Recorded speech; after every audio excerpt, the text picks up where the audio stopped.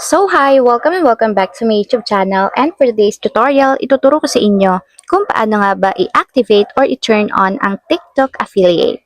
But first, kindly subscribe to my channel and don't forget to hit the subscribe button and the bell to notify you for my new updates. And if you want to learn more, just keep on watching and let's start.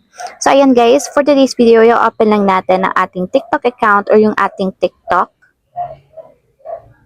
And then, pag-open guys, pumunta agad kayo sa pinakang profile or timeline ng inyong TikTok account.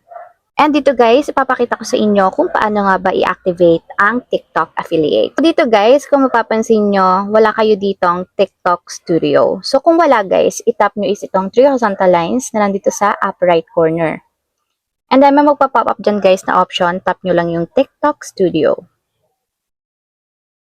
And ayan guys, pagka-open, ganito yung lalabas. So, hanapin nyo lang dito yung TikTok Shop for Creator. So, ito guys yung itatap nyo for monetization. So, tap nyo lang yung TikTok Shop for Creator. And ayan guys, dito mag-a-apply na tayo kung paano nga ba maging TikTok affiliate. So, dito guys, magpo-promote tayo ng product and mag-earn tayo ng commission kada sales natin. So, tap lang natin yung apply para ma-continue. So, after yan guys, tap nyo lang dito yung done.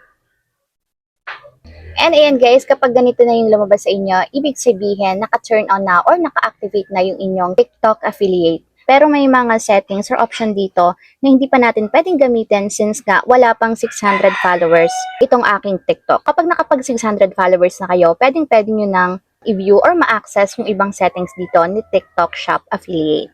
So ngayon guys, is pinakita ko lang sa inyo kung paano nga ba i-turn on ang TikTok affiliate. So at least may idea na kayo, once na meron na kayong 600 followers, ganito lang yung gagawin nyo. And pwede na kayong direktang mag-affiliate ng mga products. So ilalagay nyo lang yung yellow basket sa mga videos na i-upload ninyo.